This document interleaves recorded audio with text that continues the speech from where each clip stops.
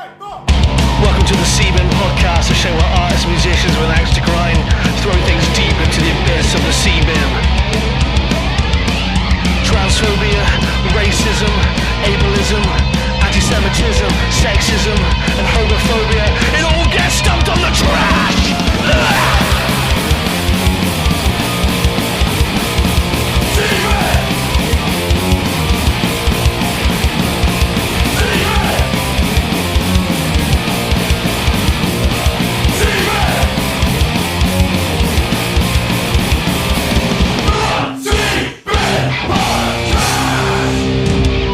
How's it going, everyone? Welcome to the motherfucking C-Bin podcast. It's me, everyone's favourite, big, voluptuous, delicious daddy, the Right Reverend of the Pentecostal Church of the C-Bin, and Bigfoot's big, delicious piece on the side. It's Big Tasty. Now, cast your minds back 3 years. It is January 1st, 2020. There's a lot of people are talking about this weird Chinese virus called COVID, but the coronavirus, and everyone was making jokes. Do you want to put about a nice crate of Corona? Yeah, minus the virus. That'll never affect us. Little did we know, a few months later we were fucked by the long dick of the virus. But most importantly, January 1st, 2020 was the first episode of a little podcast called The C-Bin Podcast. And just only a few days before it was released, I was recording it with my best homie, Saul, Johann Saul. He was down in Cornwall and I was like, hey, I'm thinking about doing this podcast, come talk to me, we'll hang out and record it. I didn't know that 3 years later I was going to be doing it and we'd be on episode 139. And little did Johann Saul know at the moment that his life was going to change musically in a way where this direction was going to point him in a direction, and then eventually, by the time we recorded this new episode, it was about to launch something brand new even for him. But this is a big, long intro because it's a full circle moment, but sitting opposite me is Johann Saul. Hello, friend. How's it going, man? It's good, man. It's good to be back. I can't believe it, it's just this little...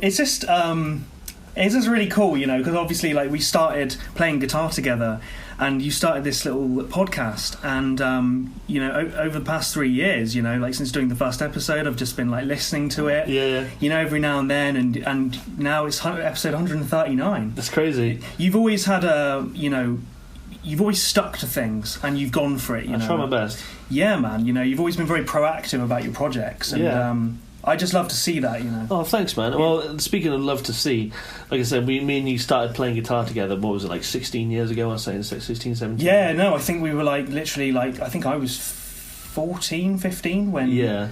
I think I was like, yeah, actually, I really want to start learning to play guitar. And then you came up to me and you were like, so I've been thinking about playing guitar. Yeah. That was it, Yeah, and then me and you just go into Mojo Guitars and just sitting there and harvesting knowledge from our homies. And yeah, it's crazy. I think I was actually there when I think you and Dave met for the first time, for instance, at the Prince of Wales. We went to go and see Dave's band Rash Decision play, and lo and behold, you've been playing with those guys for years now. Yeah, 11 years. Over a decade. It's fucked. Yeah, it's crazy. It's just weird how things kind of work out. But like I was saying, speaking of things I love to see, from the last time, the first time, literally ever, when you were on the show, behind the scenes you were talking about, how you wanted to, how things with your band were going, and in that time, from then to now, you did this huge kind of... So quite a big thing. I think it's quite a big thing where you start taking pretty intense vocal lessons. Yeah. So when I saw you and we did the first C-Bin episode, my project that I've been working on for quite a long time, we had debuted this band and we were online for about 6 months. We played 2 shows. We played one in Camden and we played a second one in Cheltenham, supporting opening for Cancer Bats. Yeah. It was wow, this is a really fucking good start.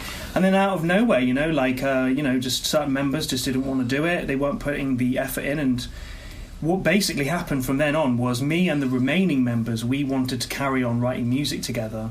And I was sort of thinking that the only way that I can do music now is I can't leave it in anybody else's hands anymore. I have to do it myself. Yeah. So, I took the opportunity to do something that I always wanted to do, really, and learn to do vocals and sort of form my own sound that is just truly me, what I'm into. And when I came onto the C-Bin podcast at that time, that was the very beginning of it. Yeah. And then when COVID happened, it was I started doing singing lessons over Skype, and it was kind of interesting, really, because It's been hard watching friends' bands get big and, you know, sort of like do like amazing things, and I'm just sort of like caught on the sidelines, and it just never seems to sort of come to fruition. And you know, in that sort of for a while, it was like I almost felt like I had a chance to catch up a bit. You know? Yeah. I wasn't sure I was going to be able to, because I set very high standards for myself. But I think I managed to create something that I am truly proud of, and it will just get better from here. Yeah, and I've heard it. Like, you were nice enough to send me what you've recorded so far on SoundCloud. By the way, Saul's got a new project called Your Future Is Metal, and it's not out yet, but soon it's going to be out. And I've heard it, and it's the best thing I've heard you come out with, which is saying a lot, because I fucking love Weathered Hands and I fucking love Real Authority, not just because you're my friend. Like, I listen to that shit all the time. So like, this is fucking great shit. So when it comes out, I'll let you guys know when it's out and launched and shit. But it's just weird, man. Look at us.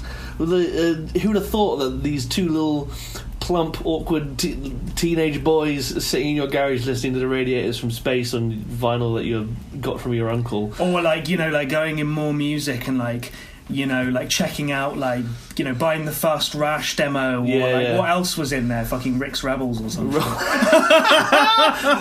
I'm still friends with the bassist from Rick's Rebels. Who was the bassist in She's that? called Ellie, and at the minute she's playing for she plays bass for the singer from Kasabian's solo project. That's pretty cool. And she's in a band called Taunts. That's awesome. Yeah, so she's still rocking, and every time I see her, I'm like, yeah, Rick's Rebels, Slipping Sideways and all that stuff, and she's like, don't bring it up. Don't bring it up. But it's just weird. Full circle. We're still sitting here. You got fucking your long hair's back. You got a bandana. I've got a mullet. You gonna grow the old school locks back? Well, man, I was growing it, and then it was too annoying on the ears. It's really hard, man. And it was pissing me off, and I was like, you know what? Fuck it. I'm about to be 32. Mullet me, and I think I look okay. No, I think it looks great. I love mullets anyway, and it's on brand, man. You're a southern man, you know. I am, yeah. I want to become the punk rock version of like someone's country cousin. So every time I show up to the gig, I'm just like, yeah, go on, boy, get, come on now, boy, come on now. God, I love Cornwall. Mate, it's the longer I stay here, the more I think I'm actually losing my sanity from being here. I think it's proper turning me into a bumpkin. I must say, I love visiting, but I know if I lived here again, I don't know, I would just start losing teeth. Every time I start finding cousins to shag. I don't know. Yeah, well, yeah, there's always one. But like, every time I'm on tour, I'm like, oh yeah, the world is broad and bright, and then I come back and I'm like, ah. No, it's awesome though, man. You tour a lot. You tour a lot. You keep up with it pretty well. Oh, yeah, thanks, man. I'm a bit tired now, man. My body's been eroded. Yeah, it's a weird thing, you know, touring, because, you know, when you're actually doing it, it's like, oh, fucking Jesus Christ, I fucking feel like tired. Shit. You're like, fuck. And then you get home and you're like, I feel like fucking shit. Yeah, but also, like, oh my God, like, I don't know, when you're on tour, there's just so much that happens. Time goes slower. It's like you don't just like lose a day or a week. It's like every day is so eventful. But like in the moment, it's like, wow, this is really quite a harrowing experience. And then when you come back, you're like, actually, no, I made some amazing memories there. But yeah, the physical trauma is real. Yeah, man. Especially when like you're me and my body, I'm basically like a meat sleeping bag full of rusty spanners. It's kind of how my body works. Like, yeah, but you're a fucking workhorse dude, man. Oh, thanks, man. but like, Rash came back from a French tour, like, when was it? Like a couple months ago, or whatever. And like, nothing happened, but everything happened. You know what I mean? And I came back and I was just like, what fucking happened? But I guess the older I get, the more I appreciate coming home. So I don't really get as much post-tour depression as I used to do, because like 10 years ago, I'd come back from a show and I'd be like, you know, tour, and I'd be so miserable. But now I'm just like, oh, my fucking bed and my shower, and I can have a wank. Maybe I'm going to wank in the shower. Oh my cross-legged. God. Yeah. Like I'm some tantric monk under a waterfall. And then like apparitions of like your dead ancestors and relatives just looking over at you. Yeah, clapping. While you're in the shower, just clapping. Yeah. You've done us proud. Oh, thanks, man. I just fucking unloaded a load. The thing is, my ancestors... And it's going down the sink, and oh, there they go, bye-bye. My ancestors would be janners and proper people, like Cornish people from Mabe. So they'd be like, get on me, handsome! Get on me! Fucking knock it out! Get it down that drain! Oh, he came a beauty. Oh, God. You see the thickness on that load? Oh, God. His ham candle's throbbing. That's my boy. But yeah, so it's weird little So but we're here to talk about more than just cum. Yeah, Cum. More than just cum. Yeah, we were here to talk about some bins. Yes. Last time you were here, you brought up 12 Bar Blues jams. You brought up the album Gore by Deftones, which shit. I've since to appreciate, but still don't like as much. It's got 2 good songs. Yeah. What else did you bring up?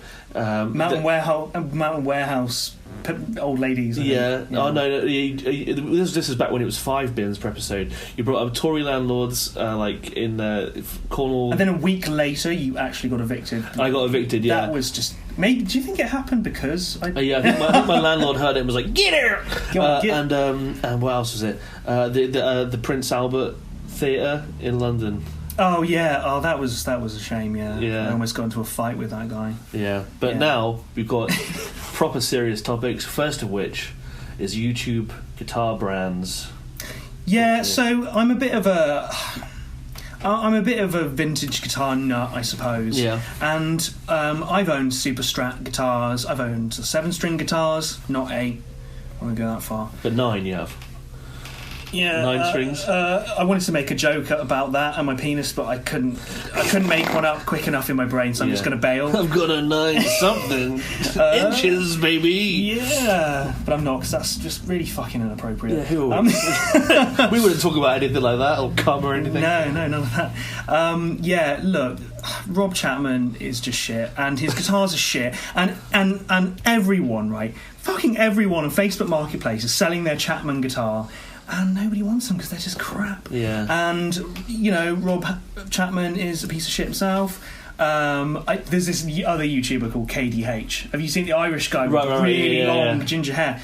And he does this like audio audit series, and he just takes them apart, and it was just beautiful to see a man who just thought he was untouchable, such ego, and he just ruined. And his guitar brand is shit, more importantly. But also, not a big fan of this solar shit as well, because, you know, there's this other YouTuber I've been following for a long time, this guy called Kevin Fraser.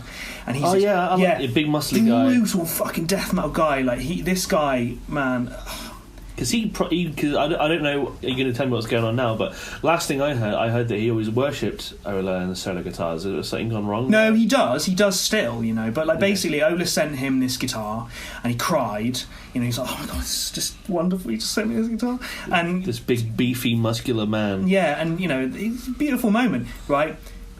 Crack in the fretboard, like almost immediately, or after a few months, or he didn't own the guitar long and he couldn't get on with the Evertune bridge, but there was a crack in the fretboard, and it's like, okay, like, I don't know, if somebody like gave me a guitar and then it just turned out to be junk, I'd be like, cheers. Yeah, I'd be like, I'm gonna hang this on the wall as a nice memory. Yeah, but he ended up paying to get it fixed, and like, and then everybody in the YouTube comments praising him, like, oh my god, you know, it really says something about you that, you know, you don't blame Ola and this and that. And look, I really like the Will It Chug videos that Ola does, because, you know, when I was younger, before Ola was out there doing his thing, you know, that was the main thing on my mind. Will it give me that tone, that chugging tone, the beef that you look for? And he fucking went and did it.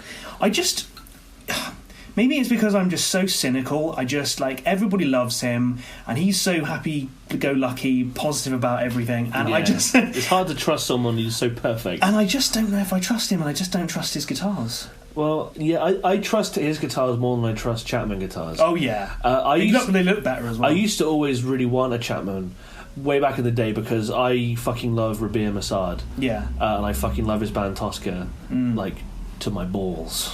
And he's a lovely guy as well. I've managed to chat with him a couple of times. He's a lovely fellow, and obviously he worked for Chapman Guitars. He did for a while, as well as played them a lot. And his signature guitars looked very cool. And I was like, I keep touching your knee. Oh, it's okay. Go ahead. I might just throughout the whole thing. You're such a unit of a human being. Your knees. You're sitting like 4 foot away from me. Your knees are around my gut. If I lean in too far, I get those balls. Yeah. But, so I always. I thought, and they're like a UK guitar brand. I thought, if I try hard enough, I probably have a better chance of being endorsed by Chapman than I do any other guitar company. So like, I'd send emails and shit.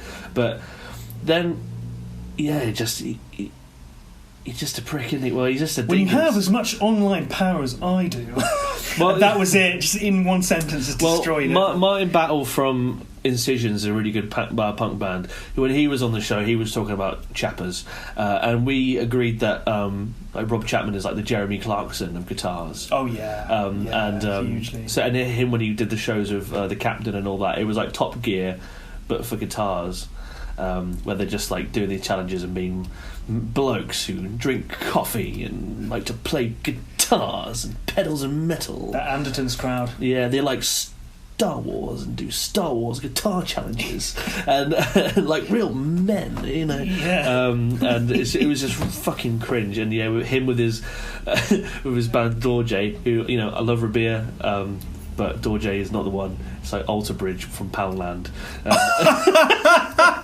Oh, that just says it all, man. Yeah, and him there with his jorts on and his dreadlocks and his receding hairline, and he's like holding the mic like it's a cup of tea with his baby pinky out, just going yeah, oh near. Yeah, it's a no from me. It's not the one. As Simon Cowell would say, 100,000 times no. Have you seen the that guy who does was it like Know Your Gear or Improve Your Gear or something? Him and the Tone King have this new brand, this guitar brand, and it's like 80s hair metal classics thing. And have you seen it? I don't know. I'm trying to remember what it's called now. I know Circle of Tone. I like him. Yeah, no, it's different. It's that guy. He's a bald guy. Something Knight. Oh yeah. Who does like the Know Your Gear? Yeah. Philip Knight. Yeah. Philip Knight and the Tone King. Do you know the Tone King? He does like album reviews and stuff. Tone King, I'm not sure. Maybe I know his face. Well, yeah, they have like a joint brand, which has kind of got the spirit of what Chapman was in the beginning days, where it was like a community-driven, like choose your top and choose the wood and choose the paint job thing. And they're making like tribute to 80s hair metal guitars. I saw that. No, there's that. It's like a black and red stripe. Yeah. And it sold out like immediately. Yeah, so it's pre-order only, and then that's all they're going to make. I touch your knee again. That's all right. I'm just getting aroused over here. So and so like that's like a YouTuber brand, but that one feels like it almost makes a little bit of sense. No, that it does actually, because I don't know. There's just something. I'm a bit old school. I love look. I'm at the moment. I've got like a 1990 USA Hamer. Yeah. 80s Yamaha SG. Like the list goes on. I love old school guitars, classic guitars. I got trust issues with certain brands. Yeah. Stay away from low end Ibanez. Make sure you don't fucking touch them. Yeah. Not worth it. Yeah, and I don't know. Like I've seen a lot of issues, like QC issues with these YouTuber guitar brands, and also I see fucking loads of people trying to sell them, just trying to flog them off. Loads of them every day. Facebook Marketplace. I'm selling my fucking Chapman this and that. Yeah. And they all look shit. And well, they all do some of them I every now and then they'll make one where I'm like, okay, that looks nice enough, because I like quite simple. I don't like crazy fancy tops and colour. Neither do I. PRS guitars are like a exactly. Absolutely. I like it pretty simple. Like the furthest I'll go is like maybe a burst or something, but not even that's like too much. Yeah, I agree. But yeah, they went into this really trendy territory of having like kind of like half and half ombre guitars and this and that and everything, and I was just like fucking proper glossy, like anything that's like glossy finish that's not a Les Paul custom. I don't care about that. But they just look weird. They just look not great. They look cheap. Like you said about PRS, I've played a few PRS and I think some of them are really good. Some of them are really great. They play great, yeah. But they look like toys to me. They look like they've been made for like an Argos catalogue or something. I know what you mean. Yeah, they call them dentist guitars. Yeah. Squeaky clean. It's squeaky clean. But PRS is made for the 60-year-old retired postman who's got his pension and he loves playing guitar and he likes to sit in his room. And he'll probably put the guitar in a case and then put it under his bed. Yeah. And then he'll pull it out again. He has like a really boutique, like Marshall combo, and he plugs it in and plays like 45 minutes of John Mayer when the wife's out of the house on the Sunday, and he puts it under the bed again, and like that's his dream, and that's fine. But like when you play shows consistently, like you can't be dealing with quality control issues from a company that was just thrown together by some YouTuber, you know. And all respect to the people that build those guitars in the factories in Korea or Indonesia or wherever they are. Absolutely. They're hard workers and they're great luthiers, for like how much they're paid and stuff like that. But you have to give a certain amount. You have to, like, you know, if you're paying the money that like Chapman are asking for their guitars, you want to fucking have a guitar that doesn't need to be set up, you know. I feel like there's a middle ground to be found here, because I'm shitting on a few particular guitar brands, but I actually think that, you know, like we just talked about Philip Knight putting out his new thing in collaboration with the Tone King. It's definitely something that's going to be gotten right at some point. They'll get it right eventually. Yeah. Like, someone will come along and they'll, you know, it's already happening probably by the looks of it. I mean, I saw this and I thought, oh, that's quite a nice looking guitar, and it just sold immediately. Like, I think with like solo guitars, I know. Obviously, Frazard had like a bad time with his. They have like a range of different kind of specs and stuff, and it seems like their guitars seem to be of higher quality. Seems, I haven't played one. What it is, it's you get a lot of guitar for the money. If you're spending £800 on a guitar that has like stainless steel frets and an Evertune and all that stuff, and 24 frets, and, you know, locking tuners, it's quite good. But something's got a give, and it looks like it's giving. You have to cut corners somewhere, and if it's like, if you're going to get a cracked fretboard, like, that makes it unplayable. I would rather I would rather be the QC issue be something I could fix. I don't think I would ever be able to get over a cracked fretboard. Yeah. You know, or like, you know, like in the same way, like, I wouldn't be able to deal with a headstock break on a guitar. I'd have to fucking fix it and sell it or something. I just wouldn't be able, it would just break my heart too much. Yeah, no, I agree. I like, even though, like, I say this, people listening to this, if you're not into guitars and stuff, like, you're pretty bored as fuck. But like, I love it. I would rather cut the corners on like something like the tuners, the bridge, stuff that can be like replaced. Because to me, if you get a cheap guitar, just replacing your tuners with like locking tuners and getting a nice bridge or replacing the nut, like, to me that makes the guitar like 90% better off the bat, and that's quite a cheap upgrade. I think if they could cut corners by having sort of like lower quality, like tuning machines and stuff, but have like a nice fretboard, I'd go for that. Absolutely. Yeah, for sure. So what are we going to put this under? I'd say, I don't know. If it were me, I would say YouTuber guitar brands now, put it in the bin, but wouldn't rule out the fact that they're going to get really good in the future. You know what? Because Chappers is already in the bin. Right? Yeah. Chappers resides down there. He's having fun. I mean, probably not. I mean, he's not having fun. I'm going to throw it in. All right, listen for the splash. In it goes.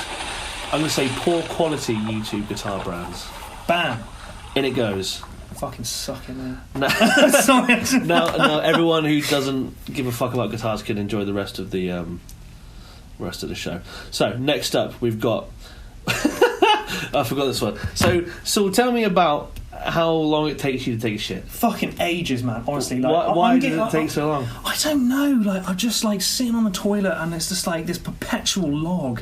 It just never ends. And I'm like sitting there. I'm like, oh no. Like, even earlier, right? I was in this cafe with my girlfriend, and I was like, I gotta go. And I was like, listen, babe, it's gonna be a while. She's like, okay. Right. Yeah, get your phone out. I was sitting there, and I was like, it's just not happening. It's like I'm constipated all the time.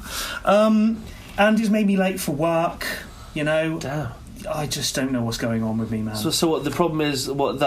It takes too long to come out, or the poop never ends? Like, you got too much poop? What's the deal here? It's like it's interchangeable with those two issues. It takes ages. You eating lots of fibre? I'm eating a lot of salads these days. Actually, maybe too much fibre. I don't know, man. I don't know what's wrong. Maybe with you need me. to loosen it up a little bit. I think. You know what, I do really enjoy my coffees in the morning, because they really help along the way. Do you smoke cigarettes? No, I don't smoke tobacco. Not only crack. No, only crack. Only meth. Yes, only the hard shit, kids. Yeah. No, just weed, but with a substitute, because tobacco makes me feel awful. Yeah, it's always made me feel sick. I don't know what it is, man, but and it's just this real issue with like. toilet paper, just tearing my arsehole to bits, you know. Damn, and then man. use the wipes, but then they're really bad for the environment. Bidet, Look, Ellen and Dave from the Hey Poopy podcast. They would be shout out to them.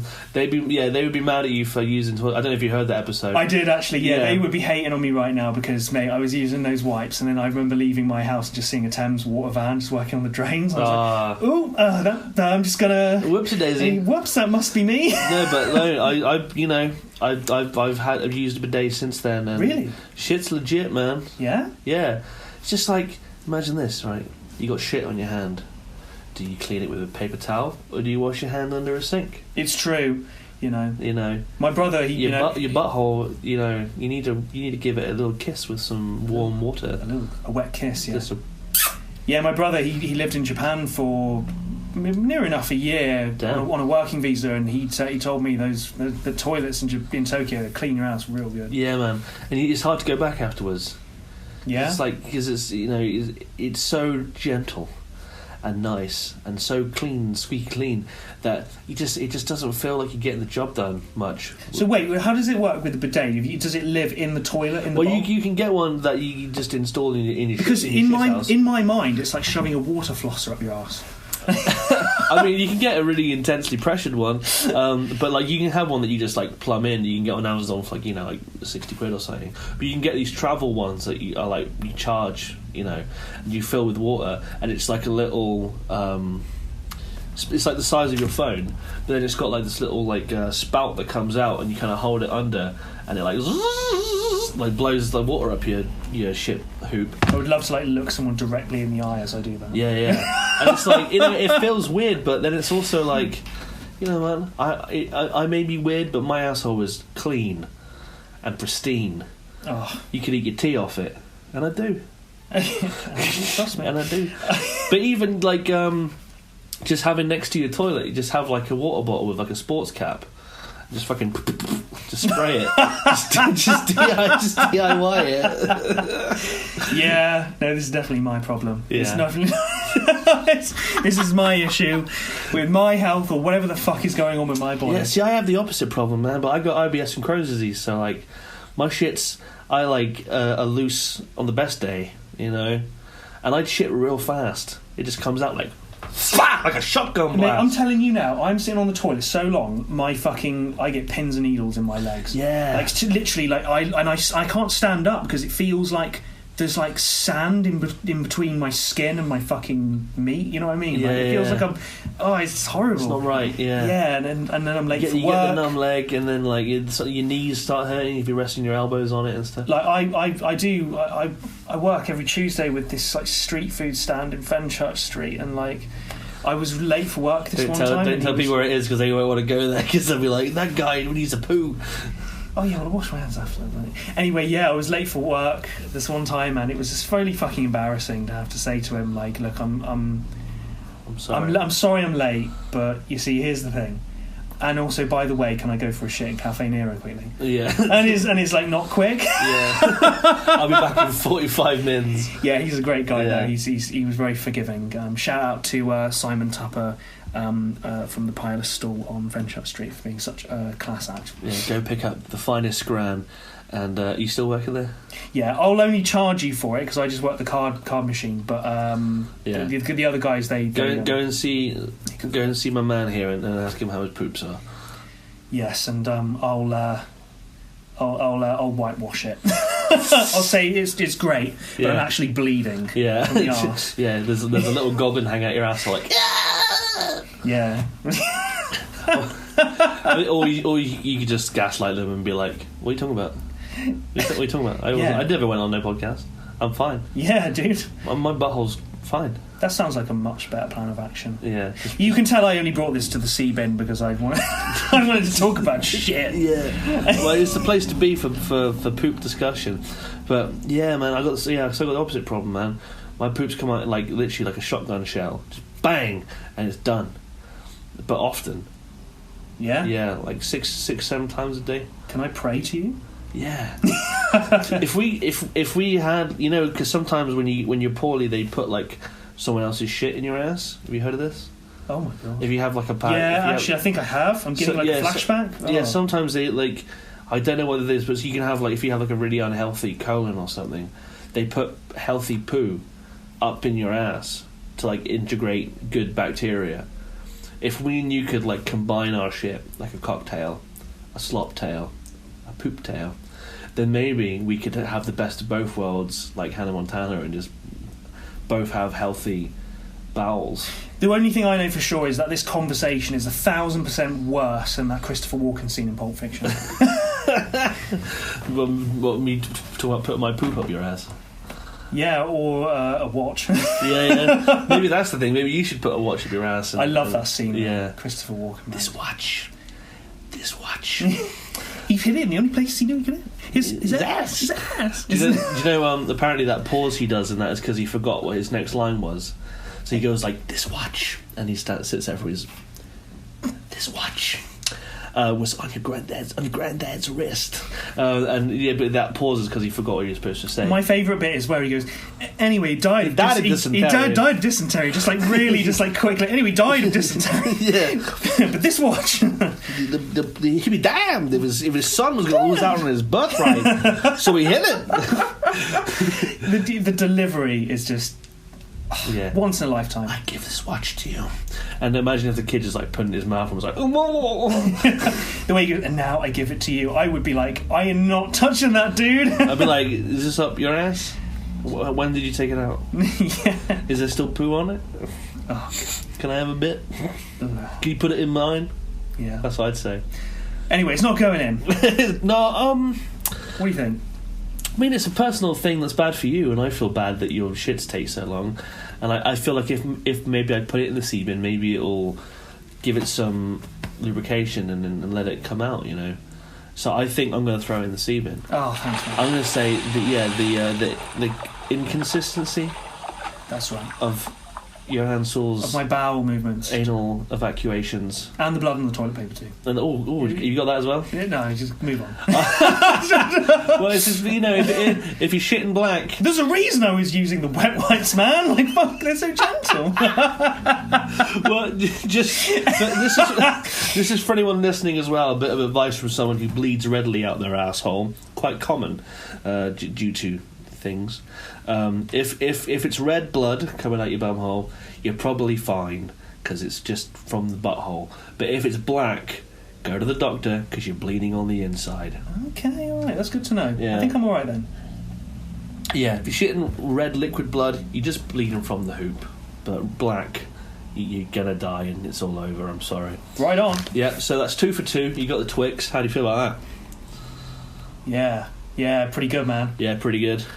Right, I'm on a roll. I'm on a roll here, baby. I want to quickly thank my Patreon supporters for this month. So thank you to Aidan, Sean, Adam James, Kate Christiane, Claire, CJ, Spallbags, Tim, Alex, Sniff, Jochen, CB, Peg, Rory, EJ, Jimmy, Mark, David, Will, Sarah, Matt, Ollie, Alex, Chris, Dale, Caroline, Dave, Will, and Cody. Thank you for supporting the episode this month. Also, thank you to Cold Press CBD. If you want to get some vegan CBD gummy bears, go to cold-press.io. Use code SIMON10 in all capitals to get 10% off your first month's order of vegan CBD gummy bears. They're good shits. They help me sleep. They help me chill. Not too long ago, old Alex Sniff himself was texted me and said, "You got any of them gummies? I can't sleep." And I ran upstairs and I slipped him a couple, and he was snoring like a fucking snoring thing. Sounds absolutely life-changing. It was. And they're tasty. Yeah, I like the purple ones best. Oh, yeah. Well, how many different colours do you have? Well, there's red, purple, blue, yellow and green. Purple's my favourite colour, Yeah? Yeah. What else is purple? That Misfits figurine that you have there. Yeah, well, which I love. Little crimson guy. Yeah. I do love the Misfits. We do. It's a shame that you weren't episode 138 last week. Why? Because 138 is Misfits. We are 138. What's your favourite Misfits song? Favourite Misfits song of all time? Damn, man, that's a real tricky one. I mean, Hybrid Moments is quite a special one. Hybrid Moments is good, but London Dungeon is good. It's just really hard because they're my favourite band of all time. They've got so many good songs. Yeah, Defcon's Ripping, Devil Lock. Skulls, Astro Zombies. It's probably Skulls, to be honest. Skulls is probably my favourite. Mine is Horror Business. Yeah, that's a good one. Purely for the line, you don't go in the bathroom with me. You don't. You just don't do it. No. And I'll put a knife right in you. no context at all. That is just the funniest fucking line. Yeah. I also really fond of Night of the Living Dead. That's another good one. Love that song.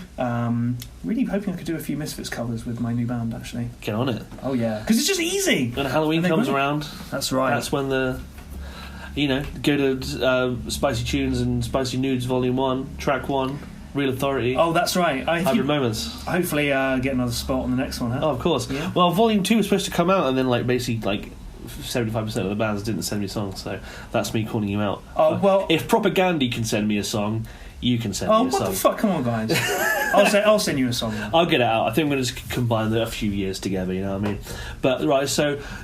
On the first episode, I didn't have a format because I didn't even know what the show was. So we just talked about our history and shit. But now I've got a format, and in the middle, I ask some silly questions, or I do a quiz, or I do this, or I do that, or we suck each other off, and we just have ASMR cock-sucking sounds. Made like a circus seal. So we were just talking how, you're a man who enjoys some hair metal. Yes. You enjoy a super strat, you enjoy a whammy bar, you enjoy a leather jacket. I have an appreciation for it, so yeah, you do. So I've always wanted to know which hair metal band you'd be in. So I've gone to playbuzz.com and I found this quiz that says find out which hair metal band you belong in. So let's do this quiz, yeah? Let's do it, man. Right. First question. Do you even like 80s hair metal? And this is a stupid. I mean, it's quite a good first question. Just so you don't want to do the quiz anymore. But the three choices are hell no, or absolutely. Absolutely. Yeah, man, don't fuck around. Some questionable lyrics, but Yeah, but we forget that shit. Yeah, you can just fuck it. It's fine. All right, how would you describe yourself? Yeah, rebellious, chill, popular, flamboyant, quiet, or friendly? Oh, I don't know. Also, make this answer really long because I've just realised there's only 5 questions in this quiz. Oh, right, okay. Answer how you will. I am a few of those things, though. You're pretty rebellious. You reckon? Yeah, I mean, the picture that comes with the quiz is Matey from the Breakfast Club. That's you. Oh, yeah, that's basically you. Oh, okay, right, so there's pictures. This changes the game. Yeah. Well, I'm certainly not a fucking flamingo.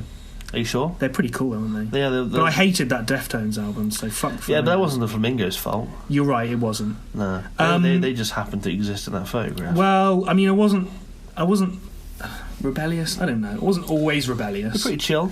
I am very chill. I think I'm friendly. Well, you say that. What do you think? You know what? I would go with chill. I think you're pretty chill. I think I'm chill. I'm going to go for chill, yeah. You're pretty chill. I'm going to go with that one. Pretty chill. I smoke a lot of weed. I smoke a lot of weed. I take long shits. I take long shits and You take long shits and you give no shits. That's right. You put that on the back of a t-shirt. That's going to go on my gravestone. In a band, what matters the most, right? The fans, the message, the impact, the music, fame, or friendship. Is there a option for the guitar solo? Well, I guess that would come under the music, right? It would, yeah. No, it is always. What was the question again? Say again. Yeah, in a band, what matters most? The music. It is always the music. No fucking doubt about it. Not the fans. Don't you love your fans? Fuck them, mate. No, if I had fans, I would love them to bits. I'm a fan. Oh, I love you as well. But no, the music really first and foremost, because you ain't gonna get any fucking fans like good music. I don't know. Actually, there's some bands out there that haven't got... Okay, maybe I'm living in an ideal world here, but no, the music for sure. Yeah. Damn, this quiz was so much shorter than I intended. I'd found a quiz before, and it was a 10-question quiz, but the questions seemed really shit, and I was like, I'll find this one instead. This will probably be 10 questions as well. Well, it's all about the outcome. If I get Bret Michaels from Poison, I'm not going to be happy. Yeah, I guess that's what we should guess. Like, what do you think you might be? What would you like to be? What's the ideal situation here? Well, if they are classed as hair metal, Judas Priest. However, I think they transcended it. Yeah, I think they did, because like they were before. New wave of British heavy metal. They were before, and they were after, and they were a part of it, kind of. But I was telling you earlier, I love Judas Priest because they didn't go for the whole misogynistic lyric sort of route. They just wrote about sci-fi and all kinds of shit. Yeah, all kinds of crazy business. Yeah, crazy business. Best Priest album? Defenders of the Faith. I got a soft spot for Painkiller and Turbo. Painkiller's my favourite. I think I love the sound of Painkiller the most, but for just songs, I don't think there's a single bad track on Defenders of the Faith, whereas on Painkiller, I don't love every track. Least favourite album? Point of Entry. Yeah, that's pretty fair. I'd say that one too. Most underrated Priest album? I think Turbo is quite underrated, yeah. I reckon it is. Is it? I forgot the name of it now. Is it Angel of Retribution? No, Angel of. Yeah, it's weird because past Painkiller, I've never really been into Priest past Painkiller. Yeah, I appreciate bits and pieces. They got some really good reviews for Firepower. Oh, that's a great record though. Yeah, and I've listened to bits of it, and it's really cool. It's really great to hear like the modern production with like a classic Priest sound. I just love the fact that they're still doing it. Yeah, I always have a soft spot for the album Nostradamus, even though it is too long. Because when I saw Priest live, the first and only time I saw them, they just released Nostradamus and they played a bunch of songs from it, and it was really good. But it is a double album and it is not so good. Yeah. Right, Makeup or All Natural. Maybe slightly Little Eyeliner Never Hurt Anyone. Never, Nope, No. Or Most Definitely. Maybe slightly a little bit of light eyeliner Never Hurt Anyone. Yeah, I could see you rocking some like eyeshadow. I'm actually wearing makeup in the new, the first Your Future Is Metal video. But I like being subtle about that kind of thing. Yeah, you let the guitar solos do the talking. They're wrong. I let the music do the talking, but the guitar solos are inevitable. Yeah. At least you can know that I'm fucking playing. Well, my solos are just like absolute Ace Frehley specials, man. I'm just going. Yeah, but I must say, you are such a tight rhythm player. Thanks, babe. And you got that shit down really, really early on when we were jamming in Harry's garage, and I couldn't even play like a fucking 2-note like dyad fucking funk disco thing. Harry was going, oh man, Simon's really good actually. Like his timing's really good when he changes his chords. And I'm just there like, I must beat him. You definitely did. I don't think I've learned a new guitar technique for like 8 years or something. Oh no, but you know what? Like it's all about context. You play. You play what you play really, really well, and you write what you write really well as well. And I respect everything you do. Oh, thanks, man. Likewise. I'm glad that our friendship is built off nothing but mutual respect and love. Absolutely. And complete opposite ways of taking shits. After your success comes to a close, do you want to just live... Oh, what the fuck? Well, I read that like a twat. And after your success comes to a close, ? We just live through our music. Wait, we die out? Or simple... Do my own thing, but like, don't forget my great friends who stood by me through the years. Oh, blimey, yeah, play out. So yeah, I guess it's like, do you want to have like a legacy? Do you want to like just be completely oblivious to the fact that the band's over, or do you want to, be grateful for what you had? Well, look, being grateful is a given for me, really. Like anyone who gives a shit. It's really difficult to get people to listen to your music these days. It's hard. To actually just listen to it. Yeah. And after everything, you blood, sweat, and fucking tears. But for me, the first one, you living on through the music, because I think this is part of the reason why I do it. Is that like if I get hit by a bus tomorrow, at least you have that. It's funny, man. The other day, I went to go see Bad Manners in Plymouth. And I don't normally see ska bands and stuff. I had a really good time, but I ended up having to. Stay at my dad's house, and he dropped me home afterwards, and we had a heart to heart, and I was saying to him like, I just feel like I don't have much purpose at the minute. I'm getting a bit personal here on the show, but I was telling him about some feelings I've been having about like I'm getting older, and I feel like I'm like kind of spinning my wheels, and like I can't find a job that works, and I'm like, I feel like I'm a bit stifled creatively by myself with expectations and blah blah blah. And he sat me down and he was just like, dude, like, you've got a legacy, like your music is going to be there long after you die, and even to a point if people stop really listening to your music, at some point someone's going to find it somewhere and like do a Google deep dive on you, and like the music will keep your legacy alive forever. And he was like, the only legacy I have is like you and your sister, but like you have like hundreds of children and they're all your songs and stuff, and it really made me feel better. So he's fucking right, man. He is, dude. Like you have been doing albums and tours and so much, and like multiple albums, multiple bands. Like I can only concentrate on like one band at a time.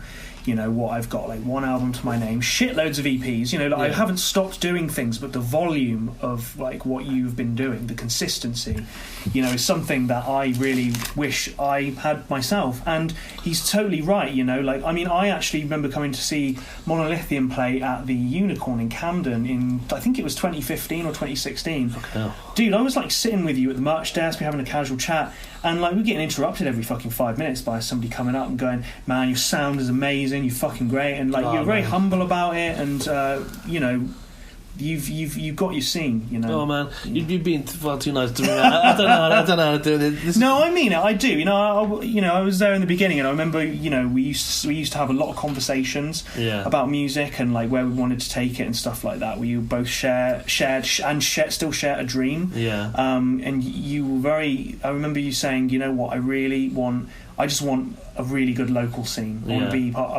be part of a really good local scene, and you've done it really. You actually have, and you've gone beyond that as well, playing fucking catacombs in France and fucking squats in fucking God knows where. It's crazy. Yeah, but both of us, man.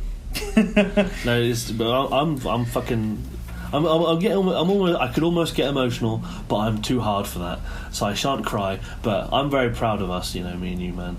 I can't believe we're still here doing it, and like it's who we are, Yeah, it is. Because I also watched that Barney Greenway episode, Yeah. And I loved that bit in it where he said, "Yeah, just a small thing. I don't see this as a career. This is just what I do." Yeah. It's like, yeah, you fucking nailed it, man. It's true, and we forget that sometimes because music can be a thankless task. It is in every way. And whenever I go on tour, whatever, and I tell my colleagues like, "Oh, I'm just going away. I'm just going to go play some shows." Like, "Oh, have a nice holiday." I'm like, "Well, it's still work. I'm still there to work. I'm not, But it is nice. It isn't a job. We're doing this because we don't know what to do. Otherwise, What I mean? Yeah. Did you want to know what hair metal band you're in? Please. So we didn't want Poison. We wanted a bit of Judas Priest. How do you feel about being the guitar player of Motley Crue? Oh God, I'm not like because Mick Mars is retired now. They got John 5. I feel like you could play with John 5. Yeah, I must say I'm not like I don't hate Motley Crue. Yeah, but I've never been like I've never been like a deep dive sort of massive fan. I'm the same, man. Me and Dave have this argument forever where he's like Team Motley Crue and I'm like Team Van Halen. He doesn't get Halen and I just kind of get Crue. But yeah, so I just think Vince Neil for his fucking shit. Yeah, no, I'm just happy for the experience of doing that wonderful quiz that we just did. I'm just happy to be here. Yeah, we'll just pretend that you didn't get the Crue. Oh no, the results have changed and you're Judas Priest. How do you feel about that? You're lying to me. I mean, I'm Brett Michaels' Poison, aren't I? Yeah, you are. No, you were in Motley Crue. Do you remember Rock of Love? Oh, do I remember Rock of Love? I just love beautiful women. I just remember that bit where he had this thing attached to his dick that was monitoring how big if he got an erection, and the contestants of the show had to talk to him down the phone and then see if they could get him hard.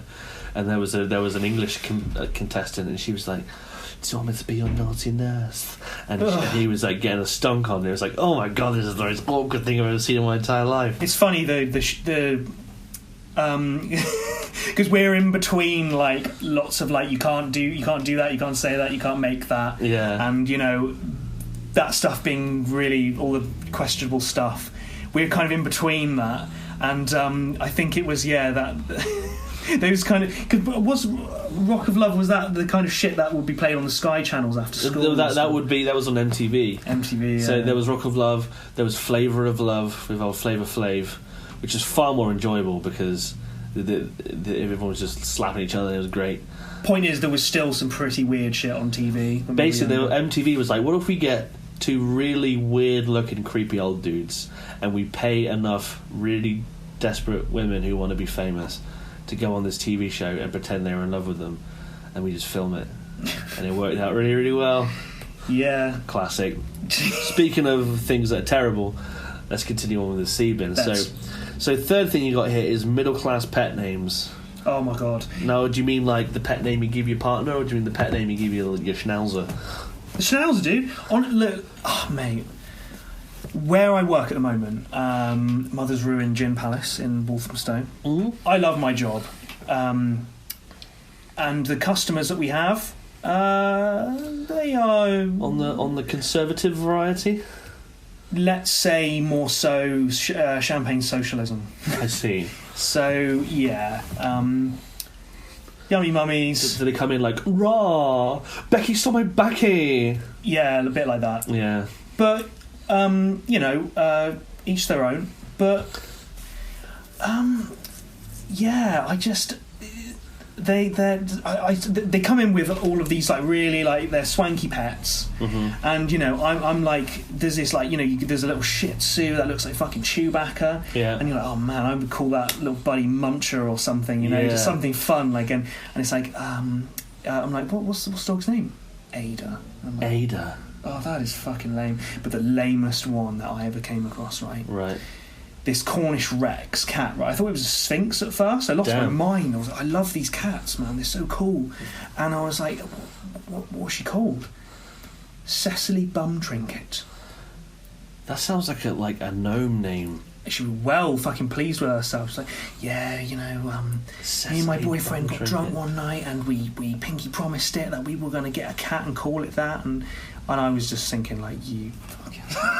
Honestly, like, I don't know if you've ever played Dungeons and Dragons before, but that is like page one of like what a gnome's NPC's name would be in D&D. Not literally, I'm sure it's not, but like all gnomes in D&D are called like broccoli schnoodlepooter or something like that. Like, yeah.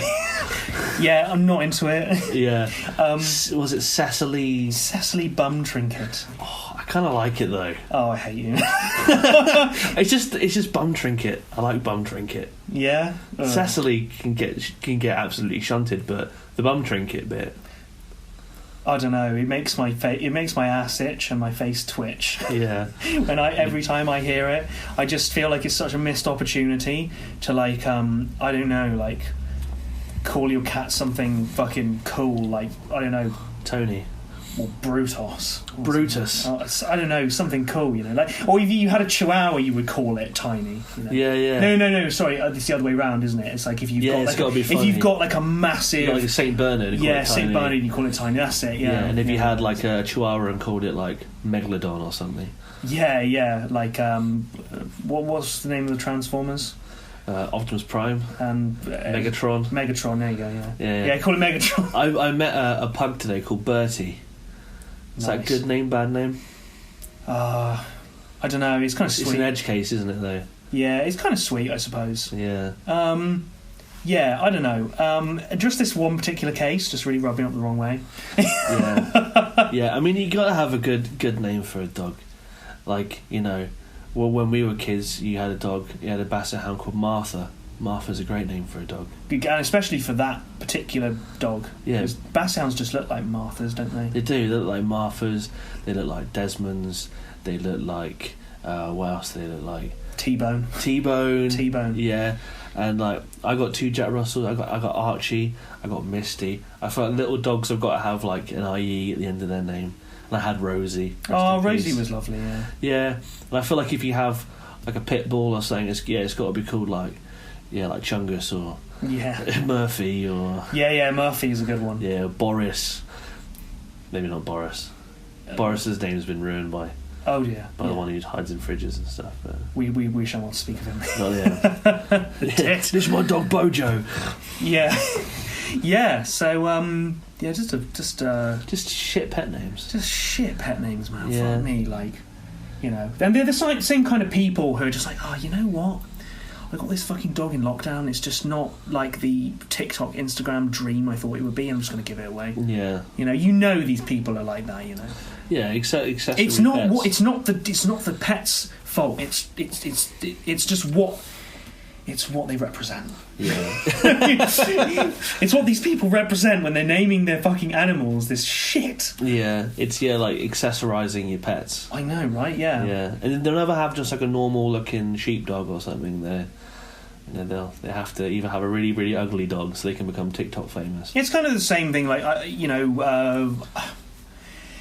certain middle class crowds. I'm not saying all of them. Definitely some that I used to hang out with. It can't just be a party. It has to be an enchanted tea party. Right. Yeah. I know what you mean. You know what I mean? It has to be like I don't know. You're a bit like Rastafarian then. Some fucking Lord of the Rings shit, or I don't know. Really like embellished and yeah.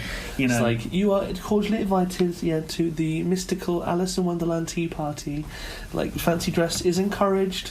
And I'm just there like, I thought we were just going to get drunk and take drugs. I just want to smoke some weed and take a 3-hour shit. I just want to get out. Yeah, take a shit, Yeah, they better have good toilet facilities, man. Yeah, I mean, I'm all for making your life mystical. I'm all for living your cottagecore dream. But if you're going to get a dog, don't call it something like Ava. Or like... I couldn't think of a name. I was going to call it Tonton, but that's not really a name. Hold on, let me see here. Middle class pet names. Let's look it up here. Dog owners giving their middle class pets names. It's too nice. It's too pretentious. It's just Trying to think here. Millie, Daisy, or Oscar are quite common dog names. Fucking Tarquin. No, they'll save that for their kid, whatever. Yeah. Tarquin. What the fuck? Othello. So these right, 30 years ago today, the top 10 most common dog names were Lassie, Lady, Rex, Sandy, Blackie, Bonnie, Max, Patch, Ben, and Lucky. And at the minute, today, or whenever this was, published, the most common pet names are Alfie, Poppy, Molly, Charlie, Ruby, Max, Roxy, Daisy, Millie, and Tilly. Boring. Yeah, I mean, I do agree. I do think that it's a shitter. I don't know if the argument is making me want to go as far as to throw it in the bin, because I feel like you can, if it's your pet, you can name it what you want. We can't be gatekeeping dogs' names. As long as you keep your pet and you look after it well. Yeah, and you integrate with other. As long as you're not harvesting your dog for TikTok views or Instagram likes. Oh yeah. And then I'm all right. And you're treating it well, feeding it well, but not too well. You don't want to. Oh yeah. We all love a chonker. We all love them, but they don't like it. It's true. Yeah, I'm with you on that one. So I think I might keep it out of the bin for the time being. Denied. I know, I am sorry. It's okay, man. I knew I wasn't going to get a perfect score. Right, so this next one is going to need some, and the final one is going to need some explanation, even the other E word that ends with shin. The curse of being an artist. What does that mean to you, my friend? Well, I mean, everyone's in music for different reasons, I suppose. For me personally, it's all about coming up with an idea, nurturing it, creating something, a message, a statement, anything. It makes sense and it's strong, and it's a reflection of you, really. And I also first and foremost want to be creating music that I would want to listen to as well. Yeah. Now, somewhere between that idea and the finished product, getting the final master back, releasing it, my God, I just no enjoyment whatsoever. It's all gone. Yeah. It's all been sucked out. And sometimes people they receive your music well, and they're like, oh, it sounds great, and you just like, I don't know about you, I just think about all of the hours and how I could have maybe done better, like I could have put in a better performance, maybe I could have written better songs, or or you're thinking about how it doesn't represent you like anymore because it takes so long to release. Because like you wrote it like 2 years ago, and now you don't really necessarily like resonate with that song as much as you did when you first wrote it, kind of thing. It just kind of sucks that like I don't know, like to lose that enjoyment. And I think that is the curse of being somebody who creates, I think, Yeah. But like I know some people, they join bands because they just want to play live, or maybe it's a fleeting thing, like it's just the way it looks, and they want to just like be cool. Some people kind of are like career band jumpers. Like they'll join a band for a little bit, and then they'll leave the band and go join another band for a little bit, and then they'll leave that band, and kind of have this legacy of kind of not being a parasite, that's the wrong word, but just kind of like leaping from band to band and doing little projects and stuff like that. I know loads of people like that, some good, some bad, I feel like I have the same issue, but more in terms of like just the creation lately.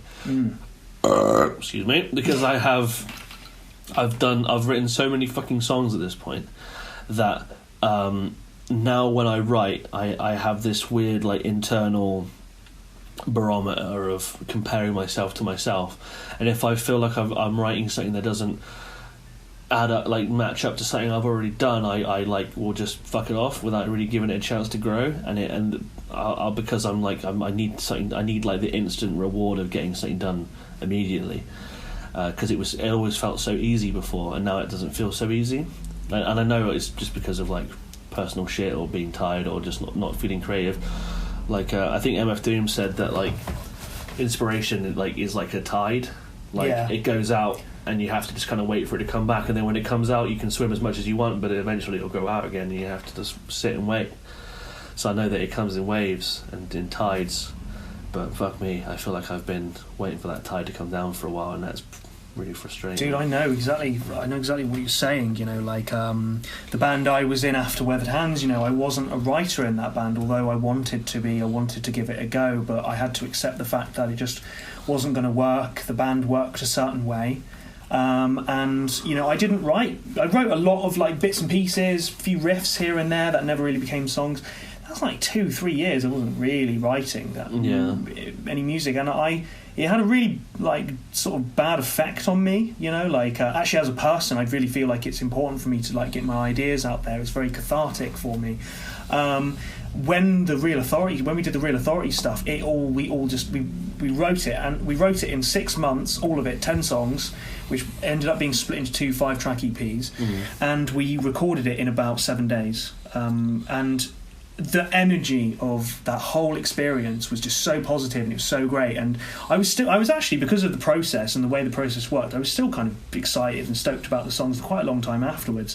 Now, this new thing that I have here, I was up against myself quite a lot. I put a lot of pressure on myself. I was kind of, tunnel vision. I didn't have a lot of people saying, oh yeah, but maybe you could try this, or no, it's good, or no, or maybe you should do this. I was really up against myself. Like I was like questioning myself constantly, and I went in and out of the studio redoing little bits for like such a long time, and in the end I literally just had to go, it's done. I can't work on this anymore. I can't do it.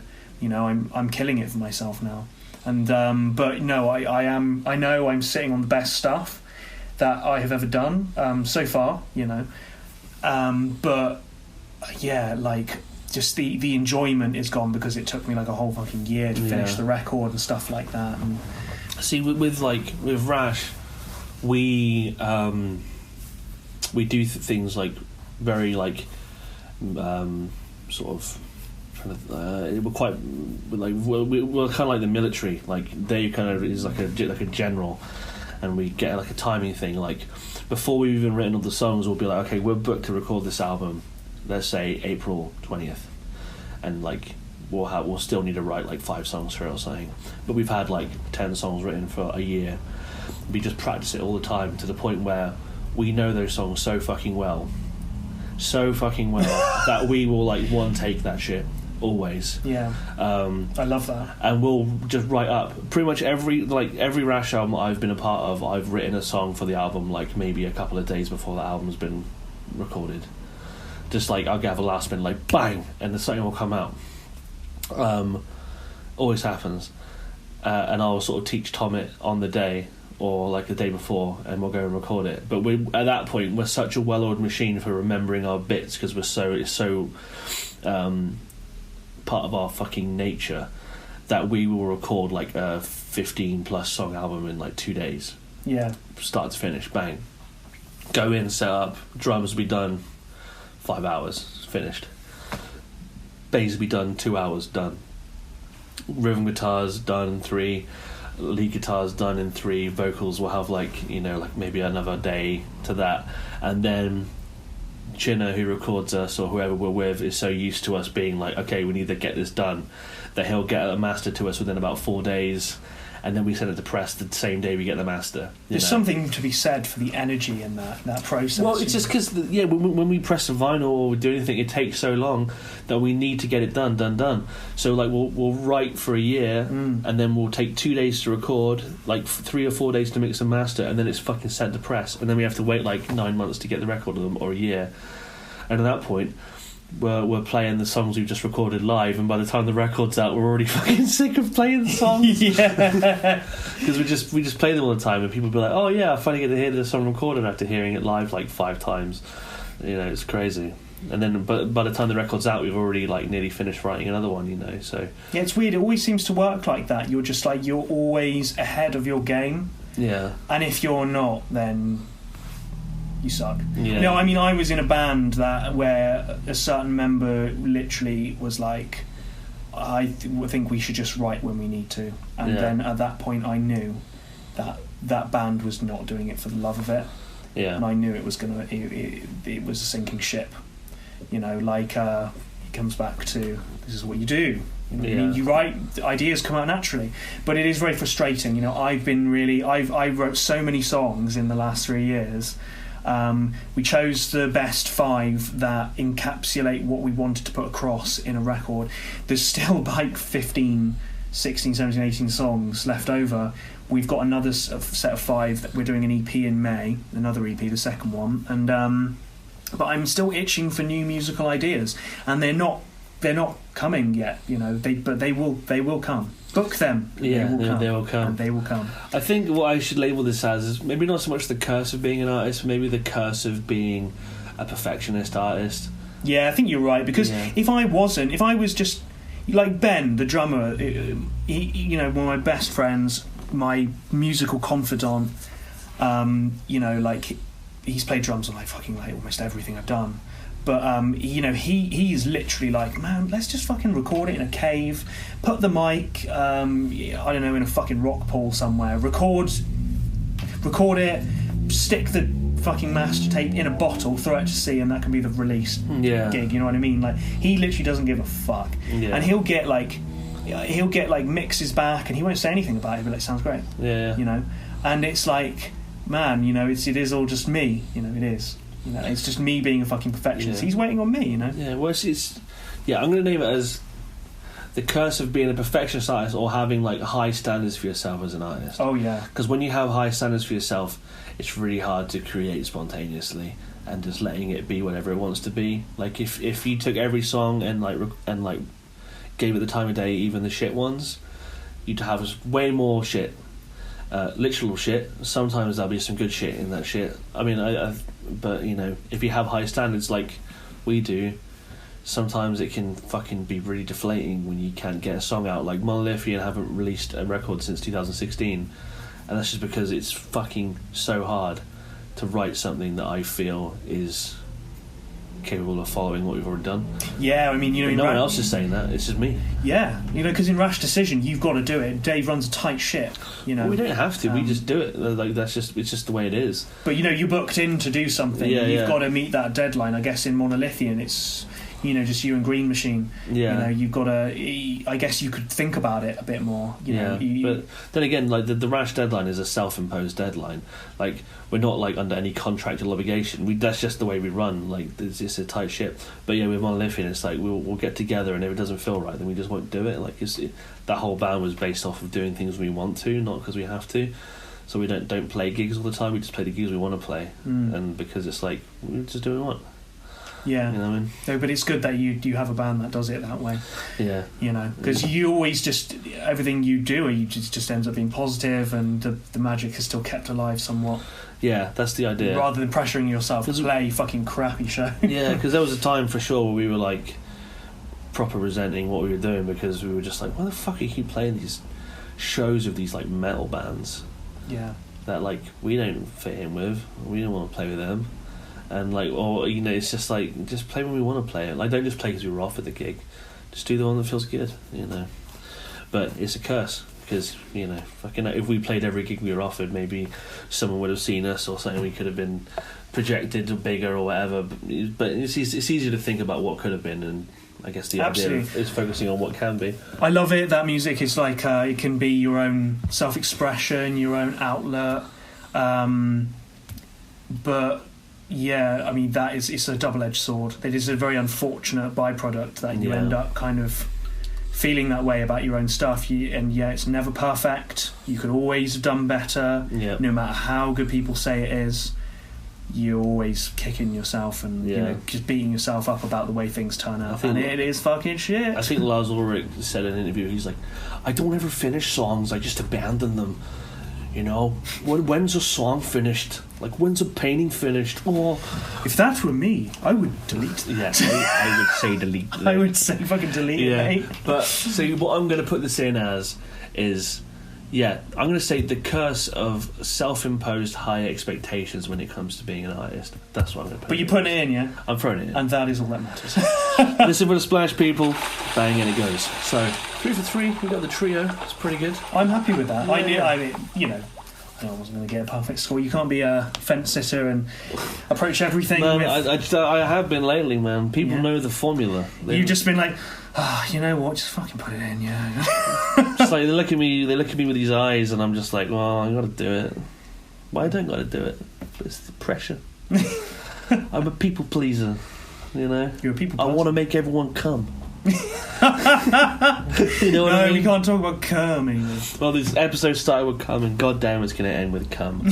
But yeah, so thanks for coming on, my friend. It's been a pleasure. It's been 3 years, is what it's been. Yeah, it's been fantastic to watch the channel grow to this point, and I hope I can be a part of it again. Oh, absolutely. Yeah, maybe I'll have you on for the last episode. The last? Yes, you must. You must. Whatever that'll be. If you know you're ending it, you're going to be like, Saul, come on down. Come on down, arrange your holiday, your London getaway. Yeah, it's time to complete this sandwich. Yes. Shark sandwich. One word review said shit sandwich. They can't say that, surely. Well, keep doing it as long as you love it. I think that's the biggest takeaway from... Thanks, man. Yeah, likewise. Same to you. And we still love it, and we're still doing it, goddammit. So, Johann Saul, keep an eye out for Futurist Metal. When it's released and out there, I'll let the people know. And your future will be metal. Indeed. And I'll see you guys next week. All right. Bye! Hey guys, it's me, Big Tasty. I just wanted to say cheers for listening to this week's episode, and I hope you enjoyed listening to it as much as I enjoyed making it. Now, if you feel so inclined, you should come check out my Patreon page. You can sign up for as little as £1 a month, and you get weekly exclusive video tier lists and monthly mail-outs with things such as stickers and fabric patches, zines and art prints. Hey, and if you can't spare the money right now, I totally understand. No pressure. I'm going to keep making episodes regardless, but if you can support financially, it really helps the show. Just keep moving on.